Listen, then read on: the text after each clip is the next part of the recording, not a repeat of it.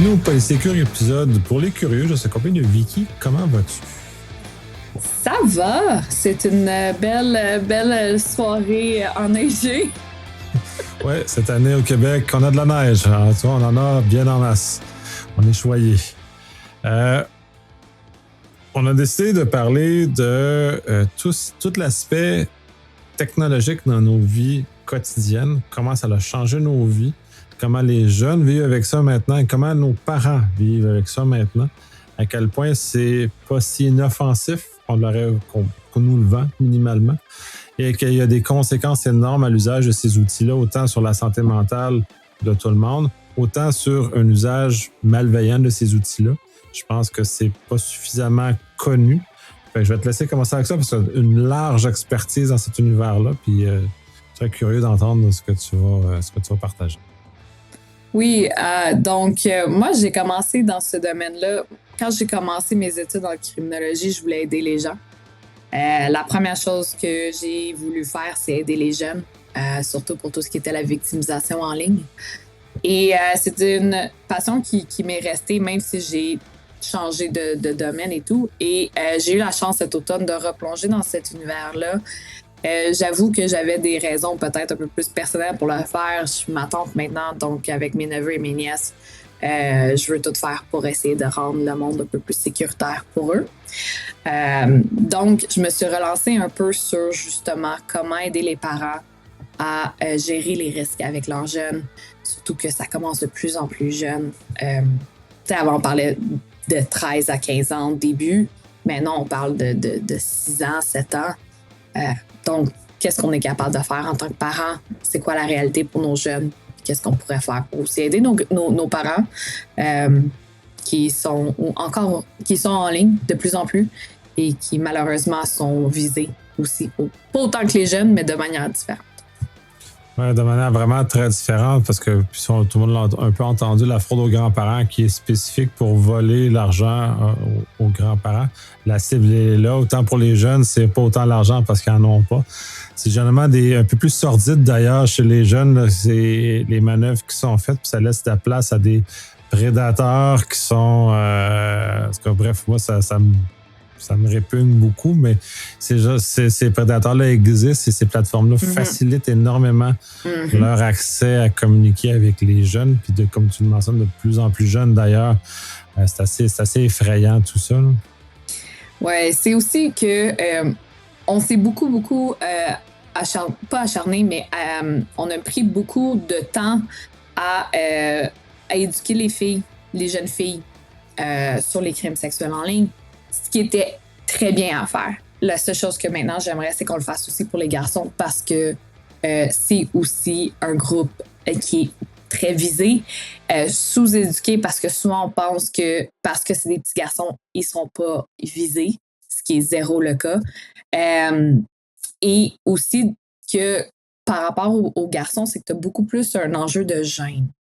Que oui, tu l'as aussi sur les jeunes filles, évidemment, mais les garçons, c'est encore plus prononcé. Tu as aussi tout ce qui est est-ce que je vais être considérée comme être gay? Est-ce qu'on va penser moins de moi? Que ça, tu vois un petit peu moins chez les filles, tu le vois différemment, mais pour les garçons, donc, puis ça manifeste aussi un petit peu différemment. Donc, je me suis un peu plus focusée sur l'éducation pour les petits garçons dans les dernières années pour cette raison-là. Notamment, puis ces garçons-là sont sur des plateformes en ligne qui sont spécifiques aussi à leur consommation du numérique. Surtout que les garçons, depuis beaucoup plus longtemps, utilisent des plateformes de jeux, de consoles, de vidéos, tout ça. Donc, historiquement, sont beaucoup plus dans ces environnements-là depuis beaucoup plus longtemps. Donc, on a moins perçu la bascule qu'on a avec le numérique où tout le monde maintenant a un téléphone cellulaire dans leurs mains. Les garçons, depuis, j'en suis aussi, là, j'avais 8 ans, puis j'avais une console à la maison. Donc, ça fait 40 ans que cette notion-là existe. Donc, pour les garçons, c'est normal. moins pour les filles parce qu'ils étaient moins historiquement attirés par les consoles de jeu. Ce qui fait que quand on arrive maintenant en 2026, le fait que les garçons jouent sur des consoles de jeu, c'est dans la culture, c'est normal, c'est ça. Sauf que moi, quand j'utilisais, il n'y avait pas de jeu en ligne, il n'y avait pas de capacité de communiquer avec d'autres personnes, il n'y avait rien d'autre. Donc, j'étais juste dans ma bulle ou à la limite, puis quand j'étais plus adolescent, les jeux en ligne-ish, parce que c'était par modem, c'est compliqué. Quand on commençait à exister, quand on était un peu plus motivé, on était capable de réussir à faire des choses comme ça. Mais ça, c'est vraiment sur la fin du secondaire dans mon cas. Mais quand maintenant, tous les jeux sont comme ça, puis d'ailleurs, ce qui me répugne comme gars, moi, je joue plus à rien parce que c'est tout des jeux en ligne. Mais je suis pas de cette génération-là. Mais bref, pour revenir aux garçons, ces plateformes-là, ce jeu massif, World of Warcraft, c'est un bel exemple. Tous ces univers-là, Roblox, on tombe dans les plus jeunes, Minecraft, on crée et permettent cette communication-là. Et on l'a comme fermé les yeux parce que c'était normal que les garçons jouent à des jeux vidéo. Je vais te mettre aussi Call of Duty. Tous ces jeux-là, ça, je sais, j'ai des amis qui jouent encore puis qui voient beaucoup de jeunes là-dessus puis ils sont comme, on les kick out parce que nous autres, on a zéro intérêt. Mais ça doit pas, tu sais, on s'entend que ça reste encore un accès qui est assez, je veux pas dire peu surveillé, mais tu ne sais pas toujours qui va tomber là-dessus. Puis, je dois admettre, il y a des choses qui sont fantastiques avec être capable de gamer en ligne. Mon frère a appris l'anglais en game en ligne. Donc, tu sais, il y en a quand même eu des bonnes... Il peut avoir des bonnes choses côté social qui va de gamer avec d'autres gens. Je dis pas le contraire. Par contre, c'est que c'est beaucoup plus facile qu'on pense de tomber dans tout ce qui est du grooming avec les jeux vidéo parce que ton attention est portée sur le jeu et non sur la conversation. Donc, quand on pense souvent à, tu sais, quand on joue à un jeu où ça peut être un jeu de cartes de famille, là, whatever, tu joues aux cartes, mais tu as des conversations, fait que tu portes pas toujours autant attention à ce qui se passe alentour de toi parce que tu focuses sur ton jeu. Ben, le grooming, ça l'aide beaucoup dans que l'attention soit pas tant portée sur ce qui se dit. Puis si on y va surtout dans les mythologies qui sont plus longues, ou est-ce que tu commences avec la phase d'amitié, si ça, tu passes beaucoup de temps là-dedans en jouant à un jeu, puis que dans le fond, le jeune se dit « Ah, ben c'est vraiment cool, je parle avec John, ça fait des mois, fait que maintenant, c'est un ami, tu sais, je m'entends avec lui, on en parle à tous les jours. » Fait que là, après ça, tu commences de même lentement, la défense ou ses moyens de défense à un enfant vont être vraiment moins hautes que si c'était juste quelqu'un dans un parc qui venait l'accoster et dire « Hey, ça tente-tu de venir chez nous dans mon sous-sol? » Ouais, la bonne vieille façon qu'on a, surtout pour les plus vieilles générations, faites attention au monsieur avec un grand chose dans le parc, ça, t'acceptes jamais. Ça, c'était comme l'image, le stéréotype qu'on donnait à ce moment-là, que tu t'as bien relaté. Le fait que les jeux, justement, viennent créer ce lien-là entre les personnes qui ne se feraient pas avec le vieux pervers dans le parc. Ça l'amène d'autres conséquences. Donc, la garde descend même. Puis, je veux dire, pour les parents, c'est plus difficile d'enseigner à ces garçons notamment, d'être vigilants quand ils ont du plaisir, quand que le jeu, quand ça va bien, quand ça donne cet espace-là ludique qui est intéressant. Puis comme les jeux de société aussi, c'est quand tu joues à un jeu de société en famille ou avec des amis, c'est très ludique, c'est très plaisant, ça crée des liens entre les humains. Et le jeu vidéo a le même, heureusement et malheureusement, le même aspect. Là. Exactement. Puis tu ne vois pas la personne. Donc, tu te fais mentalement une image de qui la personne a de l'air. Et, tu sais, moi, je pourrais dire que j'ai 16 ans par ma voix, tu le saurais peut-être pas. Par mes expressions, peut-être que oui, tu le saurais que j'ai clairement je suis plus vieille, là.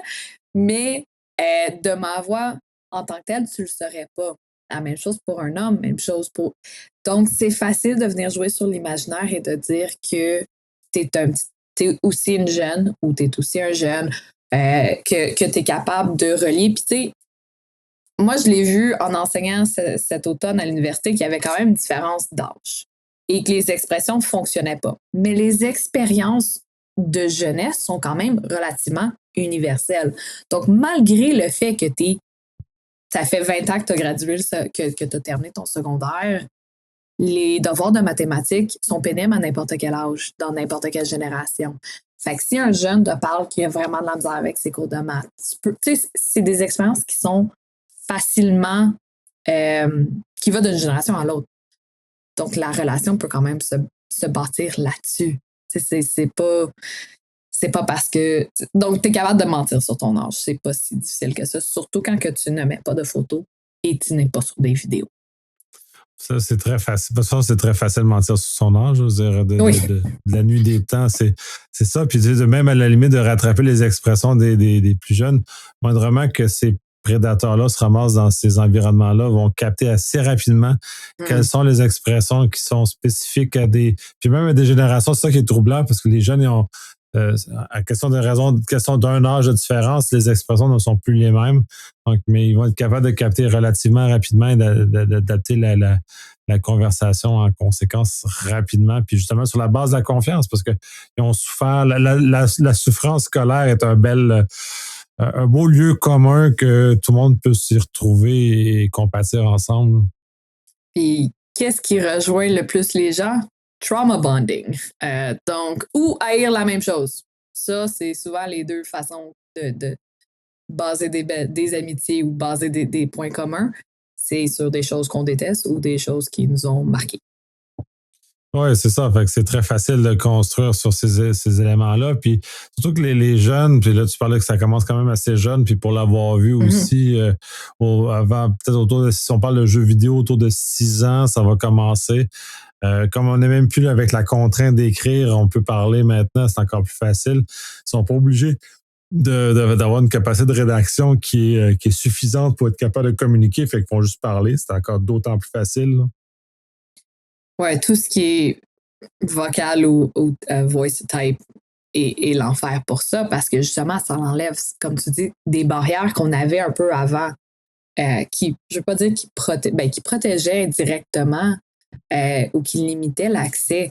Maintenant, tu sais, puis c'est aussi, tu sais, moi, j'ai grandi avec l'ordinateur dans le salon, dans la pièce commune. Mais donc, c'était beaucoup plus facile à surveiller. Maintenant, la plupart de ces jeux-là, c'est sur des téléphones cellulaires. Y a-t-il pas quelque chose de plus facile à traîner d'un bord puis de l'autre qu'un cellulaire? C'est facile à cacher, c'est facile à... Donc, c'est tout ça aussi qui vient mettre en place un environnement qui est favorable à la victimisation des jeunes en ligne. C'est que c'est plus ce que c'était. Puis la réalité de contrôler ces accès-là, c'est de plus en plus difficile. Moi, ce que j'ai vu souvent, c'est des questions, surtout sur Reddit ou whatever, de mes parents ont mis parental control. Comment je peux bypasser ça? Puis souvent, c'est l'équivalent des top 10 mots de passe les plus utilisés qu'ils vont tous mettre. Donc, s'il vous plaît, ne pas utiliser 000 comme parent control. S'il vous plaît, c'est la première chose qu'ils vont essayer. Mais tu le vois beaucoup que même quand on essaye de mettre ces contrôles-là, même à un jeune âge, je ne sais pas si vous avez vu certains enfants à 2 ans sur une tablette, là, sont honnêtement meilleurs que moi souvent. Là. Et donc, c'est ça. T'as deux ouais. Puis là, tu amènes des aspects intéressants. Un, l'ordinateur dans le salon, c'était contrairement à ce qu'on a maintenant. C'est parce que puis j'ai un peu de misère aussi avec ce degré de contrôle-là qu'on veut imposer aux enfants.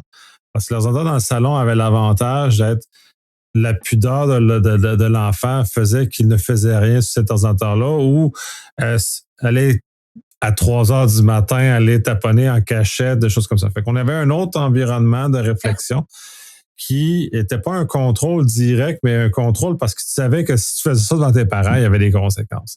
Donc, il y avait comme cette espèce de petite voix-là qu'on a appris à avoir, d'être conscient de son environnement. Ce que les jeunes, maintenant, ne peuvent plus développer parce que le contrôle, il est vraiment direct.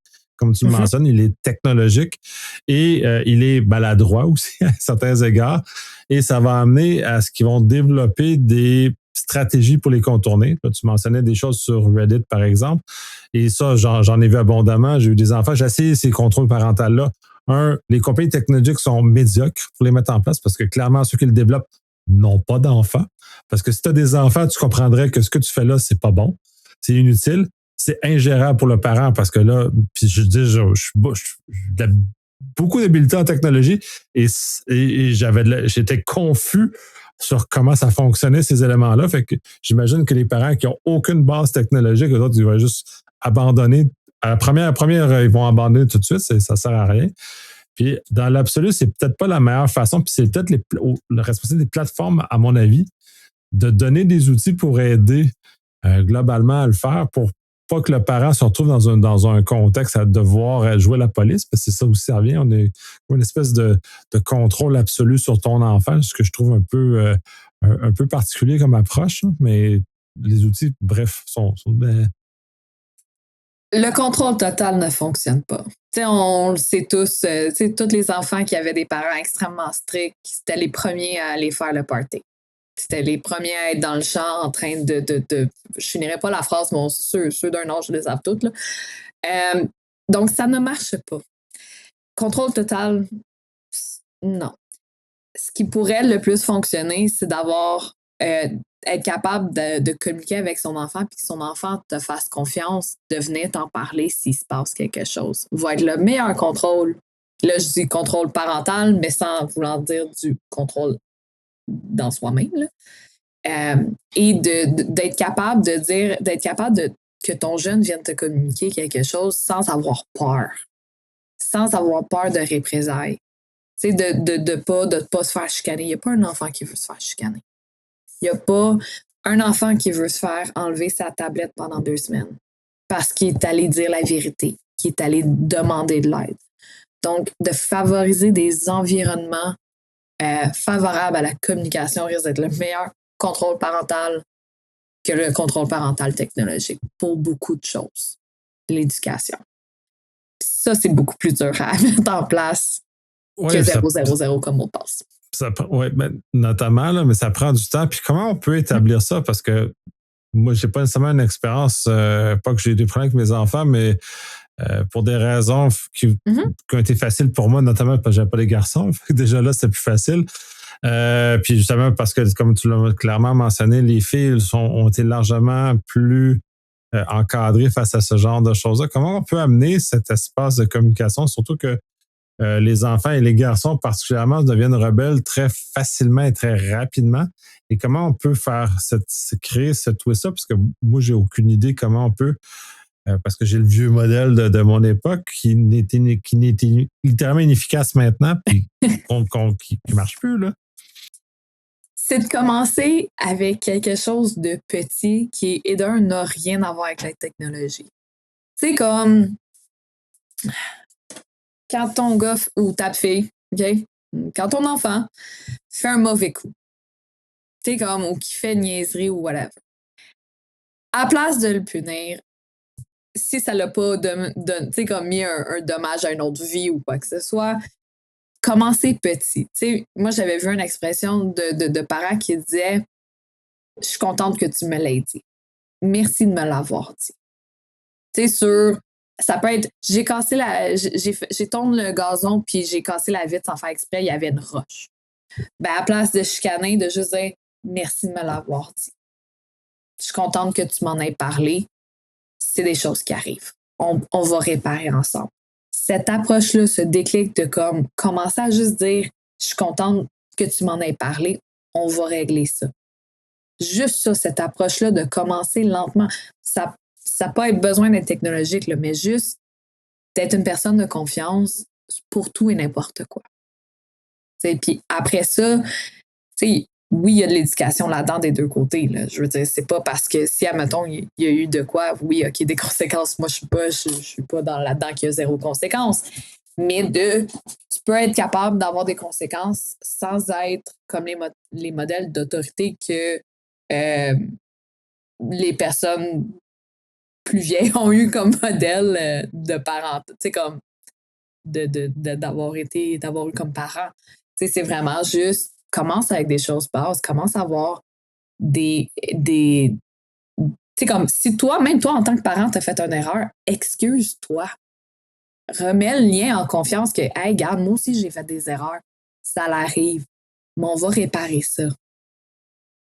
Juste ça. C'est comme quand ton enfant te voit être humain et que tu es capable de t'excuser, ça devient beaucoup moins épeurant que si tu sais que si tu dis de quoi, je sais pas, tu vas avoir une tape aux fesses qui s'en vient ou tu vas avoir la ceinture ou comme tu vas être dans un coin. Là, je ne commencerai pas à donner des idées, là, mais comme ça fait, d'un point de vue... Pas ça, on n'a plus le droit de faire ce genre de choses-là maintenant. Non, on fait c'est plus dans ça, des vieilles guys, générations okay? seulement qui ont subi ça.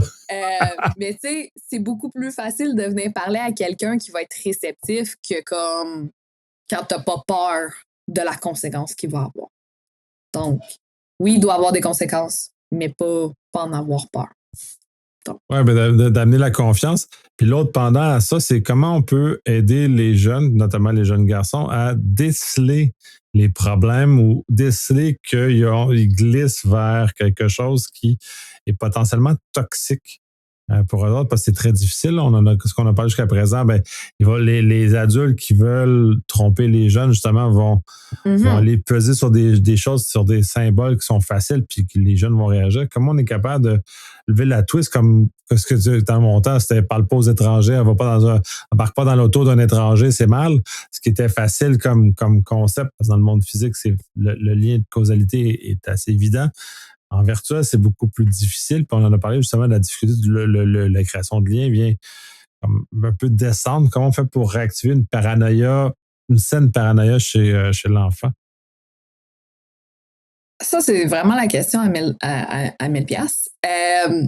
C'est parce qu'il y a aussi comme deux enjeux, surtout avec les garçons, c'est que tu as, oui, tout ce qui est le potentiel de crime sexuel, et t'en es un. Le deuxième, c'est tout ce qui est le alt-right. Donc, tomber dans les pipes d'incel. Puis ça, tu peux même le voir dans les adolescents. Donc, pour ça, encore la communication avec les parents, mais ça va être de savoir c'est qui que tes jeunes suivent en ligne. C'est quels les influenceurs qui vont suivre.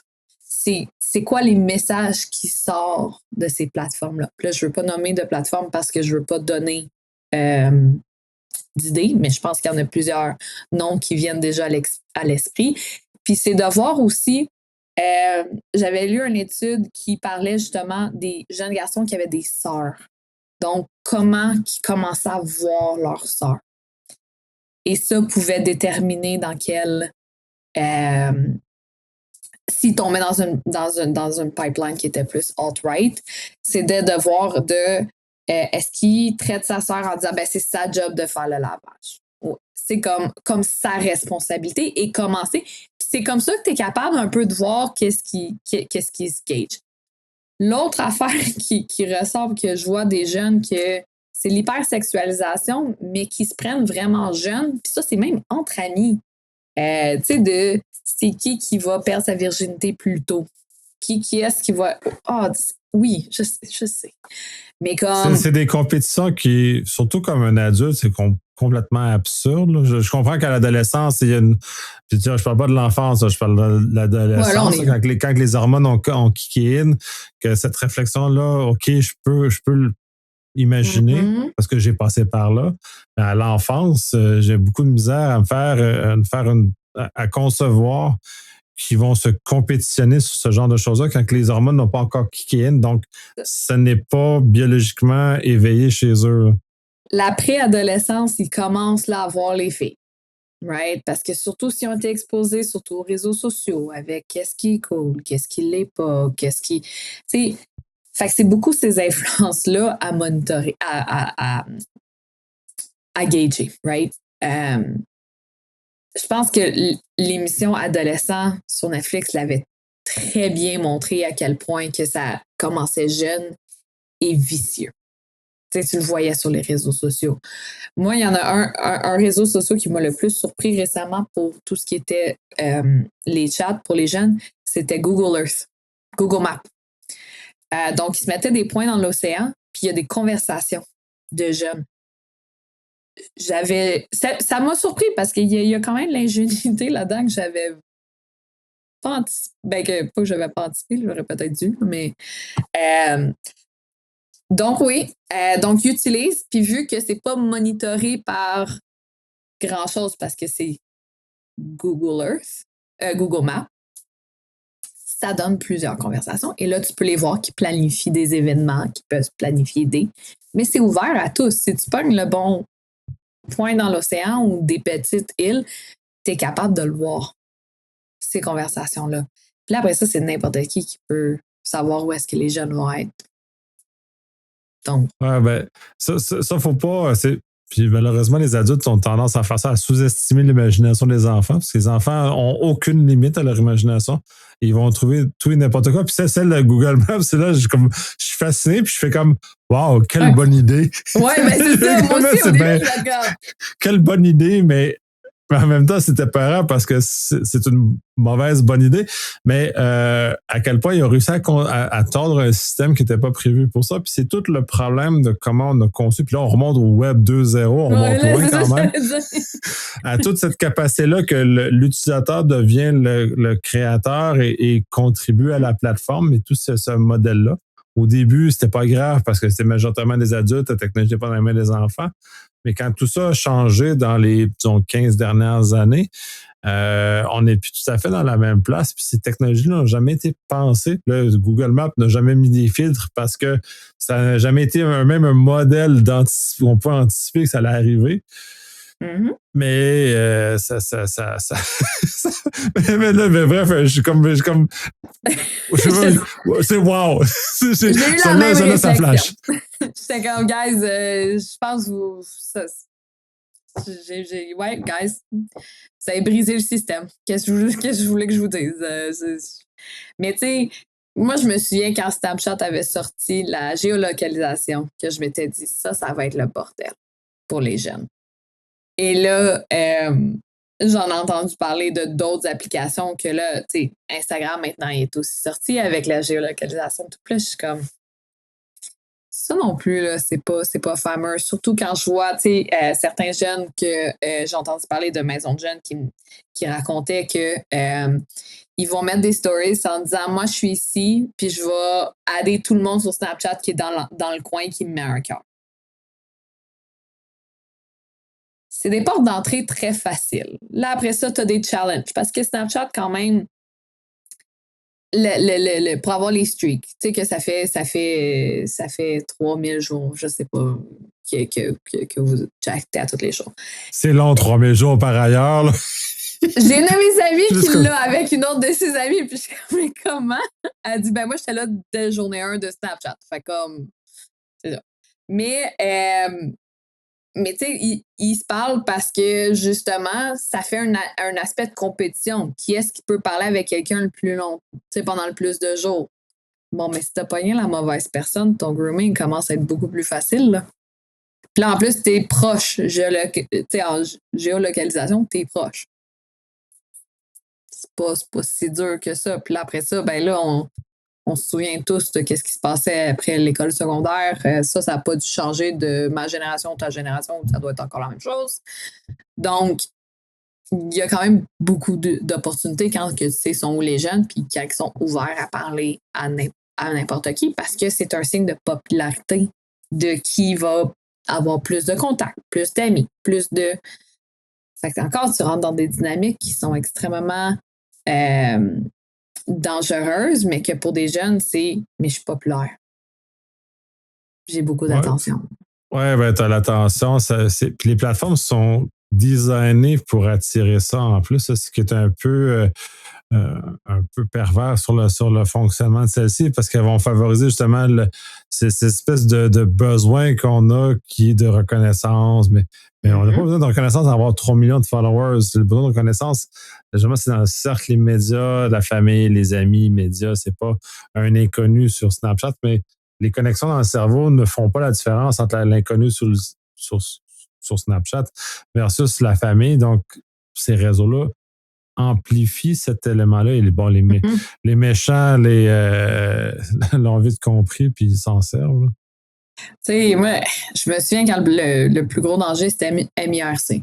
ou dans ça. Oui, là, je viens de dire nos âges. Là, oh my God, oui, hey, c'est dangereux, cette place-là. Fallait tout ça écrire.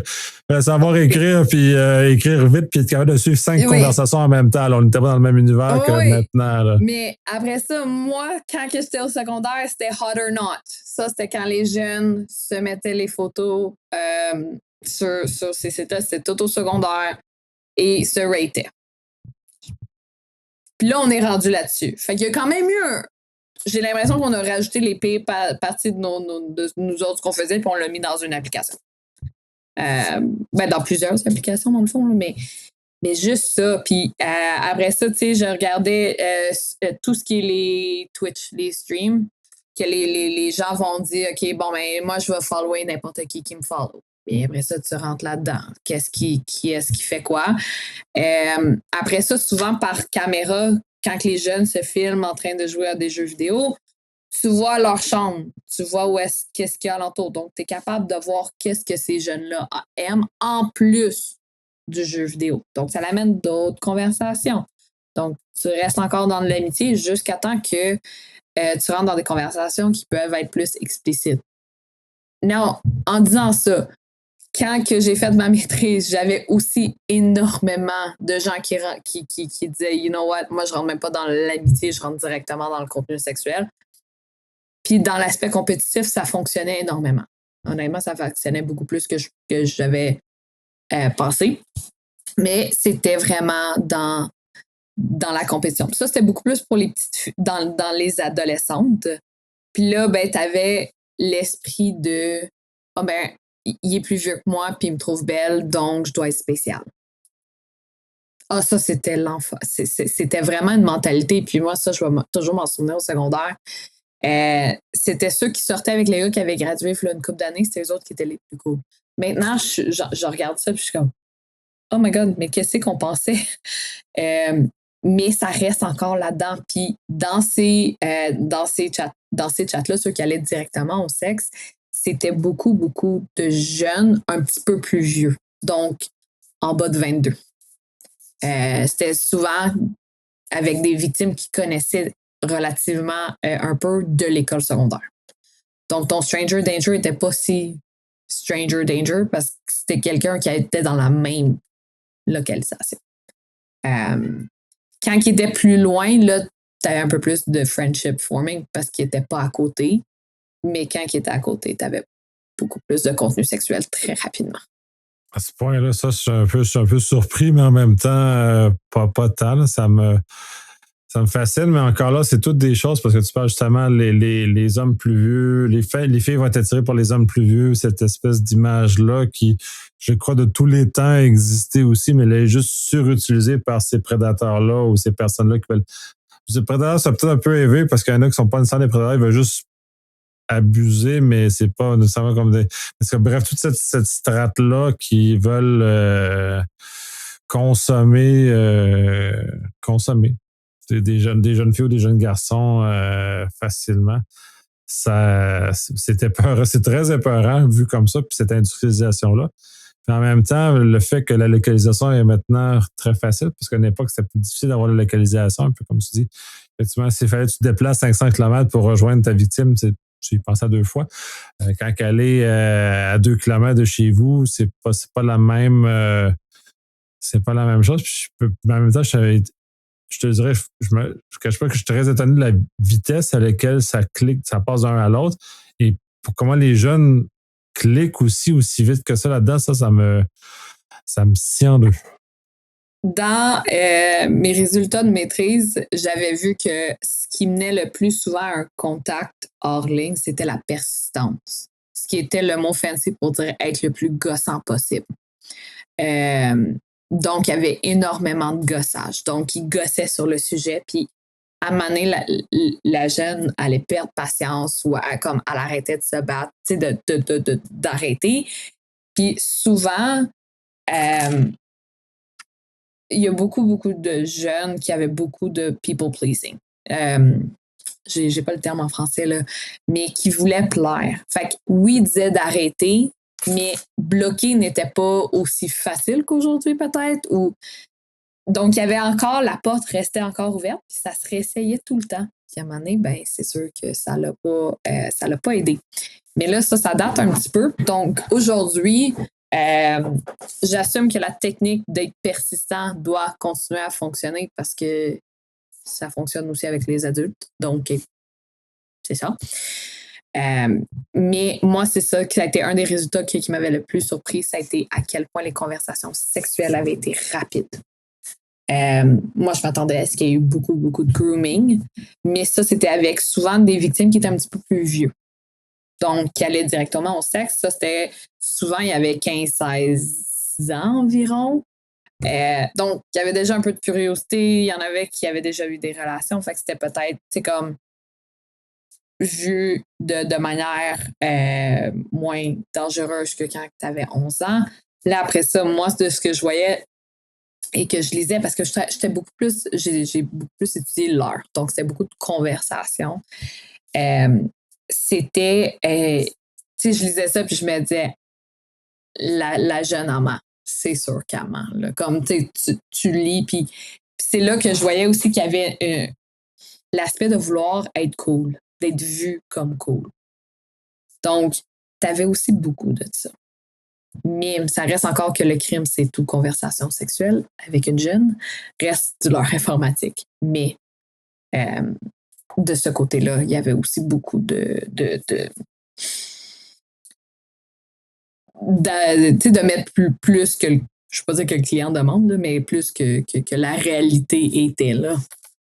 Ouais, je peux comprendre l'amplification qui est associée face à ça. Là. Je me rappelle de mon adolescence, puis si ces technologies-là avaient été là, effectivement, t'embellis la réalité, mais même maintenant, les gens ne font ça qu'embellir la réalité sur ces plateformes-là pour aller recueillir un peu plus de likes ou un peu plus de reconnaissance creuse par ailleurs, mais quand même de ces éléments-là. Fait que ça se réplique dans la prédation sexuelle. Je suis pas surpris, je suis un peu effrayé parce que les barrières qu'on a, puis même le fait, comme tu mentionnes, de bloquer, je suis pas sûr que c'est un problème de contexte technologique qui est plus autant que ou d'accessibilité, parce que les boutons, en tout cas de mémoire, étaient toujours assez accessibles, tout dépendant de la plateforme, mais quand même. Mais le geste de bloquer à l'intérieur, humainement, est plus complexe à faire parce que dans un groupe social, normalement, les gens vont finir par se faire tasser par le groupe, donc se faire pousser en dehors du groupe naturellement, sans avoir à poser un geste concret de tasser la personne. Donc, il n'y a pas ce volonté, je te veux plus, paf. Mais dans la réelle, en tout cas, du moins au Québec, au Canada, on est plus dans tranquillement, on va, par atténuation, la personne va disparaître naturellement d'un environnement dans lequel elle n'est pas accueillie, mais en ligne, c'est pas ça. Puis comme tu mentionnes, ils sont persistants et probablement entêtés jusqu'à un certain point.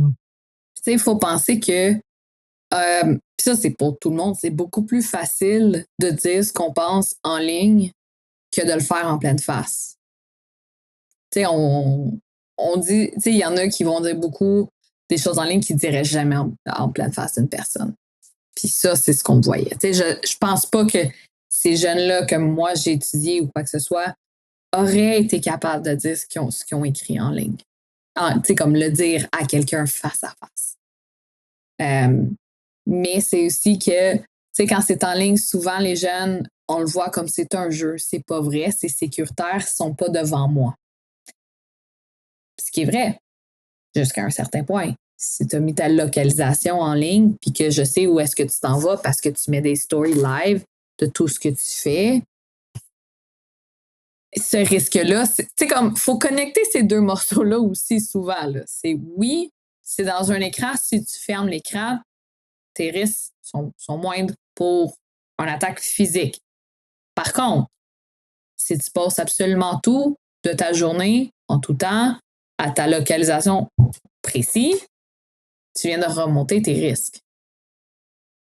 Moi, c'est aussi de savoir, de dire aux jeunes, là, de savoir c'est qui est de l'autre côté de la caméra. Parce que ça, il n'y a rien qui turn off plus que de voir la vraie personne en arrière de la caméra. Pour les jeunes, là, garanti. Ça doit être assez efficace, ce genre de choses-là, justement, pour... mais c'est très facile de se cacher, de dire « Ouais, ma caméra ne marche pas ». Ça se voit souvent d'essayer de ralentir ça, justement, parce qu'ils savent là, que ça l'amène à décourager l'autre personne. Mm-hmm. Mais c'est ça. C'est que ça sort de partout. Puis à chaque fois qu'on met des législations pour aider, on recommence avec quelque chose d'autre. Ouais, ça n'attaque pas le bon problème. Puis je vais en profiter pour pivoter aussi pour les personnes, nos parents, parce que là, on en parlait beaucoup des jeunes. Nos parents aussi subissent un certain nombre de défis technologiques qui ne sont pas attirés par les mêmes choses, comme je mentionnais en introduction. Eux autres, c'est pas la prédation sexuelle, c'est plus de l'argent, parce qu'en général, les personnes à la retraite ont beaucoup d'argent. Et il n'est pas rare de justement aller voir des fraudes pour lessiver financièrement des personnes du troisième âge. Oui, il y en a en ce moment, la fraude aux grands-parents, ça sort de partout. Moi, de ceux que j'ai entendus, il y en a deux grandes. Celle des admettons pour ma grand-mère ou mon grand-père, que mon grand-père recevrait un appel de moi en disant que je suis dans une prison dans un autre pays puis que j'ai besoin qu'il me transfère de l'argent. Là-dedans, moi, ma recommandation que j'aurais pour ça, c'est pas une recommandation parfaite, ça ne sauvera pas le problème, mais si ça peut aider un grand-parent ou deux, je vais le prendre. De si, admettons, votre petit enfant, votre enfant ou whatever vous appelle dans une situation comme ça, qu'il y ait un mot de passe. Puis moi, je dis un mot de passe, puis c'est même pas tant un mot de passe, mais un souvenir qui n'est pas sur un réseau social. Donc, je sais pas, quand grand-papa, tu te souviens-tu, quand que j'étais jeune, j'étais en dessous de la montagne, puis t'es venu me chercher parce que je suis restée coincée. OK, là, je dis vraiment n'importe quoi, là. Mais tu sais, juste pour vérifier l'identité, mais il faut vraiment pas que ça soit quelque chose qui a été sur Internet ou encore quelque chose de trop général. Tu sais, je veux dire, des enfants qui prononcent spaghetti, spaghetti, ou tu sais, comme, il faut vraiment que ça soit spécifique, qu'ils soient capables de s'en souvenir, va beaucoup aider. Après ça, l'autre que moi j'ai vu, c'est qu'il y en a, puis ça, c'est généralement, je ne veux pas dire que c'est drôle, là, mais parce que d'habitude, quand tu fais un crime en ligne, tu essaies de ne pas le faire dans le pays où est-ce que tu es, si tu veux bénéficier des juridictions, anyway. C'est qu'il y a plusieurs personnes qui vont dans les maisons de personnes âgées et cogner aux portes. Donc, ils vont aller dans les résidences, cogner à toutes les portes. Je ne sais pas comment ils rentrent exactement. Ça ne doit pas être si difficile que ça, là.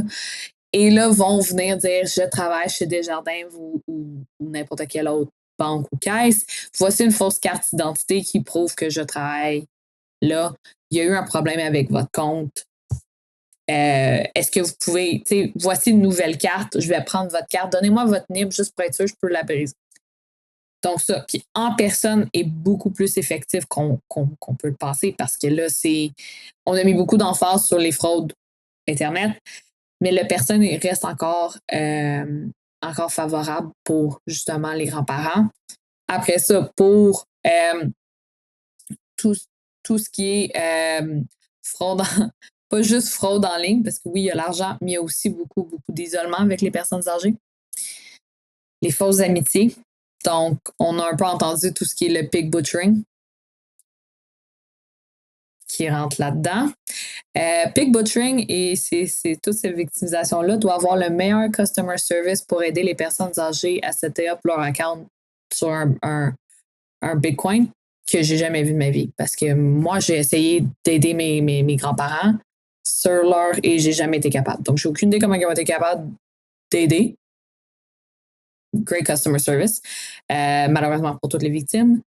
Mais donc ça aussi, parce que venir jouer sur leur isolement, c'est trash. Comme c'est triste, c'est trash, puis mais c'est très commun, malheureusement. Ouais, ils sont faciles, c'est ça. Puis même de façon générale, en société, l'isolement est un des moyens. On en a parlé, puis on n'abordera pas nécessairement de façon frontale ça, mais l'usage, l'apparition du AI comme étant un moyen de compenser pour l'isolement. Mais le réel, c'est que ça amplifie l'isolement au lieu de le régler. Ça ne répond pas au vrai problème ou ça ne résout pas la vraie situation. qui amène ça. Donc, on est en train de former les gens à avoir parlé avec une machine, puis les habituer à être dans cet environnement, donc de vivre dans leur solitude et donc d'accueillir leur solitude comme étant le seul point réel et ensuite de les vider, là, comme c'est pas essentiellement là, les vider comme ils font avec le porc quand ils le passent à l'abattoir. Oui. C'est perdre toute sa vie pour un attaque, là, c'est énorme. Là. C'est même pas calculable. Là. Il y a des gens qui doivent retourner travailler parce qu'après cette fait frauder comme ça. Mais pour le relater, parce que tu n'as pas expliqué exactement le Big Botchering, c'est vraiment de convaincre les gens, là, tu parlais de la crypto en général, d'investir en crypto, puis investir jusqu'à temps que le montant est vraiment gros. Et là, le fraudeur disparaît avec l'argent. Ça prend quand même un certain temps. Là. Fait que si vous avez vos parents qui commencent à vous parler de crypto, posez des questions parce que c'est pas normal qui s'intéressent à ce genre de choses-là. Normalement, ils ont des placements beaucoup plus sécuritaires rendus à cet âge-là, puis sont pas dans un univers de spéculatif comme le crypto peut l'être. Donc déjà, c'est une alarme assez importante. La deuxième, voyez la stratégie parce que c'est vraiment graduel. Ils leur demandent d'investir de plus en plus. Puis là, il y a comme des faux retours. Qui leur font croire qu'ils font de l'argent avec ça, mais de façon assez massive, ce qui leur donne l'impression de gagner plus. Puis c'est un peu la stratégie aussi qui est utilisée au billard, pour ceux qui connaissent ça. T'sais, la personne a l'air de pas être super bon au billard, tout ça, puis les paris augmentent, jusqu'à temps qu'à la fin, la personne, c'était un champion de billard, puis te lessive au complet. Mais c'est exactement la même stratégie qui est utilisée dans le cas des bitcoins. Fait qu'ils te font croire que tu es bon jusqu'à la fin, puis à la fin, ils ramassent tout parce que le vrai champion, c'est pas toi. C'est l'autre. Et l'autre chose aussi pour les messages textes, vous n'êtes pas obligé de répondre à tous les messages textes de numéros que vous ne connaissez pas. OK? C'est correct de ne pas être poli et de ne pas répondre. Comme si vous ne connaissez pas le numéro, pas besoin de répondre. Si ils veulent vraiment vous parler et que c'est quelqu'un que vous connaissez, il va y avoir un autre moyen, OK? Mais si un message qui sort de nulle part d'un numéro d'un autre pays ou d'une autre province que vous n'avez aucune idée qui vous demande d'aller dîner, vous n'êtes pas obligé de répondre. OK? S'il vous plaît, dites-le à vos parents, dites-le à vos grands-parents. S'il vous plaît. OK? Ça. Notamment, les appels, les choses sont... J'avais eu des cas de fraude, justement, mais c'est vraiment de la discussion, des textos, des choses comme ça. Fait qu'au lieu d'être sur des plateformes de jeux comme les jeunes, là, c'est vraiment des plateformes qui sont plus adaptées pour les personnes âgées. Puis à ce moment-là, ben, la communication, puis leur méconnaissance aussi du fonctionnement, puis ça va venir flatter certains aspects de leurs choses. Le peak botchering est vraiment un bel exemple de ça parce que il vient juste de faire, tu te donnes l'impression d'être bon, puis finalement, tu te fais lessiver. Ben, c'est un peu dans ces perspectives-là, ou par les menaces, ou... les appels frauduleux sont vraiment magiques. Là. Puis d'ailleurs, dans cette perspective-là, j'en avais un, puis c'était pas plus dirigé pour des personnes plus âgées. J'avais reçu un appel. Moi, je réponds pas quand je connais pas le numéro. C'est tombé sur mon répondeur, fait qu'il laisse un message. Il y a une musique de Noël en arrière-plan, c'est le temps des fêtes. Fait qu'il y a vraiment une musique de Noël, mais avec un message semi-hostile, le fait que genre ma ligne de téléphone ou quelque chose d'autre va se faire couper dans les 2 heures si je rappelle pas de machin. L'urgence. Qui est déjà un signe, mais tu sais, la musique de Noël et tout, le staging qui était fait, c'est comme, wow, mais ils sont rendus à aller jusque-là pour réussir à faire descendre nos défenses, à nous faire croire qu'on est en danger et que la ligne téléphonique va être coupée. Là. Mais en l'occurrence, je vais pas pleurer si mon cellulaire va se faire couper. Là. C'est pas... Je vais avoir l'appel quelques Je vais pas tomber à terre puis je vais mourir. Là. Mais pour des personnes qui sont un peu moins familières comme mes parents, se faire dire ça, ça les amène dans un état d'inquiétude et d'anxiété qui vont probablement réagir à cette situation-là. Puis au lieu de se poser la question, est-ce que c'est légitime, puis d'appeler la vraie compagnie de cellulaire, vont appeler le numéro qui leur est donné, qui est généralement frauduleux énormément. Il existe des outils, les téléphones cellulaires modernes le font. Je sais qu'il y a des outils qui affichent si les numéros de téléphone sont potentiellement frauduleux. De plus en plus. Fait que ça, c'est bien. Ça donne déjà un symbole supplémentaire qui aide les personnes à prendre une décision éclairée. Mais nos parents qui n'ont jamais vécu dans ces univers-là, qui pour eux Le mieux qu'on connaît d'un ordinateur dans leur vie, c'est au bureau parce qu'il fallait qu'ils fassent du traitement de texte. Et l'Internet n'était pas si développé que ça à ce moment-là, quand ils ont pris leur retraite. C'est plus difficile de capter les symboles que même nous, on se fait avoir, mais moins facilement. Ça, puis tout ce qui est, comme que tu as dit, pour dans l'urgence. Ça, là, n'importe quoi qui est dans l'urgence et dans la peur, c'est la meilleure façon je veux pas d'enlever la pensée critique, mais d'enlever justement ce réflexe-là. Fait que de prendre un 5 minutes de juste comme ça va aller. OK? L'autre chose, pour tout ce qui est, parce que ça a recommencé avec les faux antivirus, faire extrêmement attention. Dans les versions gratuites, souvent, vous avez des mauvaises surprises parce que c'est quoi l'expression? Si vous ne payez pas, c'est vous le client. Donc, faire extrêmement attention. C'est vous le produit, pas le client, c'est vous le produit. Oui, c'est ça, exactement, excusez. Donc, tout ça parce que justement, quand que tu reçois ces pop-up-là, c'est gens qui travaillent sur la peur. Tu as un virus, si tu downloads ça, je vais être capable de te l'enlever dans 3 minutes. Mais si tu le fais pas, ça va tout encrypter ton ordinateur puis tu vas avoir un ransomware. Oui, il y a ce genre de choses-là, puis on va faire terminer sur ce volet-là parce que je le trouve très intéressant aussi. Les click fix, qui est une nouvelle façon récente d'utiliser, qui fait, parce que ça m'a fait penser quand tu as parlé, quand c'est gratuit, c'est vous autres le produit. Généralement, puis on va le retrouver sur TikTok, par exemple, donc c'est très, très dirigé vers les jeunes, mais je l'ai vu aussi dans d'autres secteurs. Vous voulez avoir Photoshop gratuit, rentrer ce code-là dans le run, et les gens le font parce qu'ils sont attirés par la gratuité et quand les faits, ils se tirent dans le pied au passage, ce qui est fascinant, mais ça, encore là, c'est très dangereux. Ça fait à peu près 1 an là, que ça l'explose, puis c'est juste terrible. Pour des points, pour des jeux pour les enfants aussi, je l'ai déjà vu. Donc, si vous voulez, je ne suis pas dans les jeux vidéo, là, mais j'avais vu, si vous cliquez sur ce lien-là, je vous donne 500 points de stream ou whatever. Là, et oui, ça aussi, moi aussi, je l'ai vu avec les jeunes. Puis, ben, les jeunes n'ont pas d'argent. Fait que si c'est gratuit, ils sont beaucoup plus tentés de tomber là-dedans que d'avoir à payer pour des points. Ou je vous donne des cheat sheets pour les jeux vidéo. Ça aussi, je l'ai déjà vu. Si vous le faites, vous allez avoir ce cheat-là qui va vous permettre de passer à X niveau. Clairement, je ne joue pas à des jeux vidéo, là, mais comme vous guessez un peu ce que j'essaie de dire, parce que ça j'en ai entendu parler aussi. Oui, c'est assez fascinant, ces choses-là. On va conclure là-dessus. Oui. Merci énormément pour ce partage-là. Justement, on a été très, très vaste sur le sujet. J'espère que les gens vont en tirer un petit quelque chose pour les aider à progresser là-dedans. Le réel, c'est qu'il faut prendre du temps avec les enfants. Il faut prendre du temps avec nos parents pour les amener à mieux saisir la menace dans laquelle ils vivent, dans le monde dans lequel on vit. Puis envoyer les jouer dehors, ça va régler bien les problèmes. Exactement. Sauf pas tout pelleter en même temps parce que ça donne des crises cardiaques. Donc, pelleter petit. C'est ça.